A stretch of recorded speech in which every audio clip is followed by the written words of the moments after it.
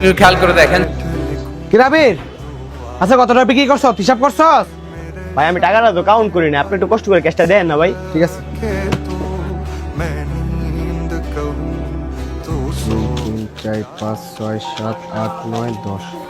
কি রাবির, আচ্ছা এত কম টাকা বিক্রি করছস? কি কোন ভাই, অন্যান্য দিনের চেয়ে তো আজকে ভালো টাকা বিক্রি করলাম ভাই। বুঝছি তোর দিয়ে কাজ হইব না, কাল থেকে কাজ আইস না। ভাই এটা আপনি কি কইতাছেন ভাই? আমার মা অসুস্থ ভাই, আমি এই টাকা পয়সা দিয়ে ভাই সংসারটা চালাই। শোনস তো আমি কি কইছি?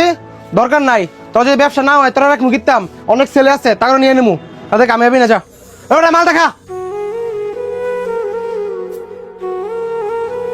ভাই আবির ভাই কোথায়? আবির তো নাই, তোমার কিছু লাগে? ভাই আবির ভাই তোমার একটা ব্লেজার দেখেছিল, ব্লেজারটা পামুনি। আচ্ছা ভাই সমস্যা নাই, আবির ভাই আসুক আবার আসবো আমি। আরে আবির নাই দেখে কিছু আমি দেখাই, পছন্দ নিয়ে যাও। না ভাই সমস্যা নাই, আবির ভাই আসলে আবার আসছে আমি কাপড় নিমুনি। এবারে মাল দেখা কি লাগে।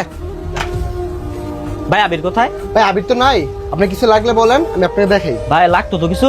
আচ্ছা ঠিক আছে ভাই, পরে আমু।